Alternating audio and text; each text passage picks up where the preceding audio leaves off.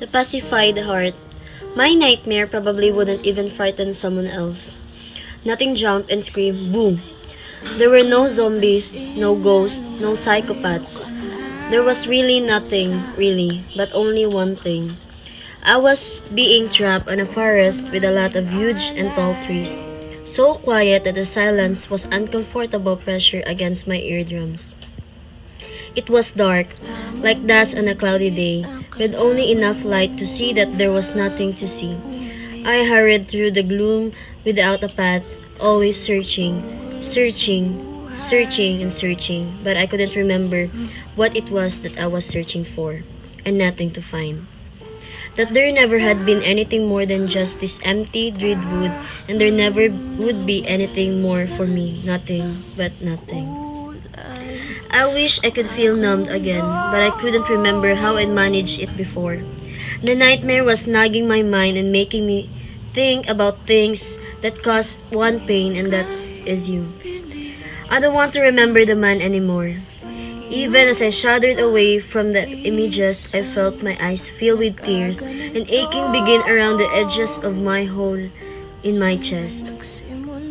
You took away my hand and wrapped it around your waist as if you wouldn't understand the moment you touch it with your callous hand brings joy to my heart, and eventually that was the last thing you could do.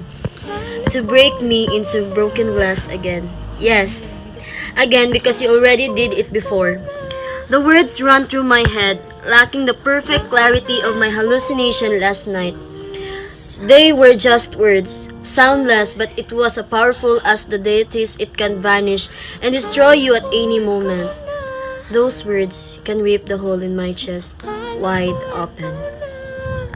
I wonder how long this could last. Maybe someday, years from now, or maybe next week. I am not that sure if the pain would just be decreased to the point that where I could bear it, I would be able to look back of those few short months that would always be the best of my life. And if it were possible, the pain would never soften enough to allow me to do that. I was sure that I would feel grateful for as much time he'd given me, more than asked for, more than I deserve. Maybe someday, I'd be able to see it that way. But what if this hole never got any better? If the ruin just never healed? If the damage was permanent and irreversible?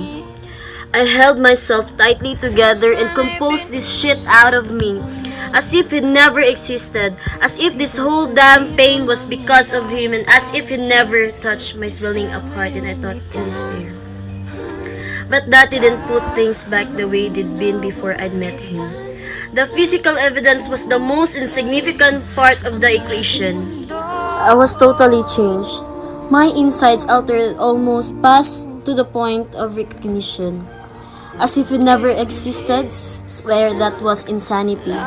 It was a promise that he could never keep. A promise that was broken as soon as we'd made it for a long time. And that long time was never long because it was still fresh on my mind. I gathered myself together again, thinking that too much pain can heal 1,000 scars, so I'd rather wish for it to come to me because it's the only thing that I can live without crying over and over again. Where was the logic in sticking to an agreement that had already been violated by the other party? Who cared if I was reckless and stupid? There was no reason to avoid recklessness, no reason why I shouldn't get to be stupid, because in the first place, loving you makes me stupid already, and it hurts like hell.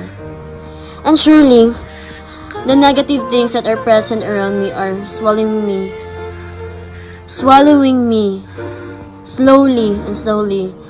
and it was terrifying.